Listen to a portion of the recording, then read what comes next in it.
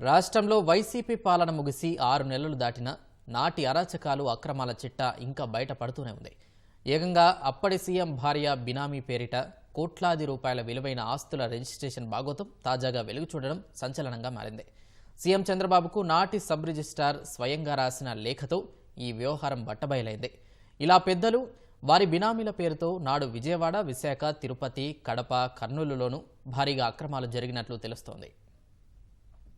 గత 5 ఏళ్లలో వైకాపా ప్రభుత్వ పెద్దలు ఇసుక, మద్యం పేరుతో దోచేయడమే కాదు, బినామీ పేర్లతో భూములను యథేచ్ఛగా కొట్టేశారు. ఫ్రీహోల్డ్ ముసుగులో 22A నిషిద్ధ జాబితాలోని భూములను తొలగించి వేల ఎకరాలు కాజేశారు.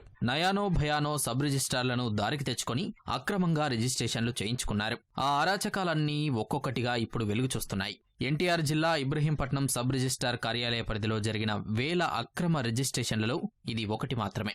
అక్రమాస్తుల కేసులో అరెస్ట్ అయిన ఎన్టీఆర్ జిల్లా ఇబ్రహీంపట్నం నాటి సబ్ రిజిస్ట్రార్ లాలా బాలనాగా ధర్మసింగ్ భయపడిపోయి చంద్రబాబుకు లేఖ రాయడంతో ఈ వ్యవహారమైన వెలుగులోకి వచ్చింది. బయటకు రాని ఇలాంటి లావాదేవీలు మరెన్నో. శ్రీకాంత్ మరెవరో కాదు, మాజీ సీఎం భార్యకు బినామీ అని ఇటీవల సీఎం చంద్రబాబుకు రాసిన లేఖలో ధర్మసింగ్ పేర్కొనడం సంచలనంగా మారింది. అక్రమ లావాదేవీలు జరిగిన ఆస్తుల విలువ 106 కోట్లు ఉంటుందని స్టాంపులు, రిజిస్ట్రేషన్ల శాఖ అధికారులు అంచనా వేశారు. శ్రీకాంత్ భార్య, తండ్రి, ఇతర కుటుంబ సభ్యుల పేర్లతో మరెన్నో ఆస్తుల లావాదేవీలు జరిగాయని గుర్తించారు. అంటే ధర్మసింగ్ తన లేఖలో పేర్కొన్నట్లు ఈ మొత్తం ఆస్తుల విలువ 700 కోట్లు ఉంటుంది.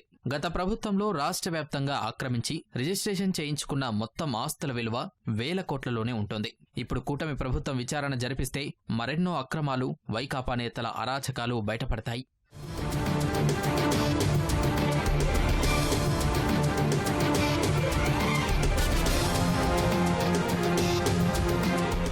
కరోనా సమయంలో మాస్కులు అడిగిన డాక్టర్ సుధాకర్కు ఎలాంటి గతి పట్టిందో మీకు అదే గతి పడుతుందంటూ బెదిరించి ఆస్తులను రిజిస్టర్ చేయించుకున్నారని సీఎం చంద్రబాబుకు రాసిన లేఖలో ధర్మసింగ్ పేర్కొన్నారు.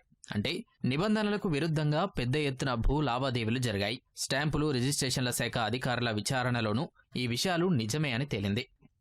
లింకు డాక్యుమెంట్లను కూడా ఒకే రోజు రిజిస్టర్ చేసినట్లు విచారణలో వెల్లడైంది. వీటిపై సమగ్ర విచారణ జరపాలని స్టాంపులు, రిజిస్ట్రేషన్ల శాఖ అధికారులు ప్రభుత్వానికి నివేదించారు.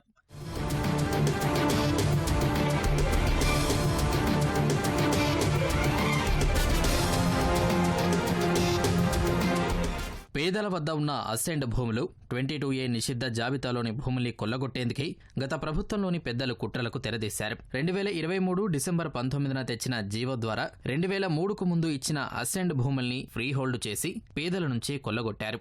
అధికార బలంతో 2003 తర్వాత ఇచ్చిన భూముల్ని కూడా నిషిద్ధ జాబితా నుంచి తొలగించారు. ఇలా మొత్తం 13,59,000 ఎకరాల అసెండ్, ఇనాం, చుక్కలు, షరతు గల పట్టా భూముల్ని 22A నుంచి తప్పించారు. 10 లక్షల ఎకరాలకు సంబంధించిన లావాదేవీలు పరిశీలించగా 3,86,000 ఎకరాలను ఇలా అక్రమంగా తొలగించినట్లు తేలింది. వీటి విలువ 1000 కోట్ల రూపాయల్లో ఉంటుంది.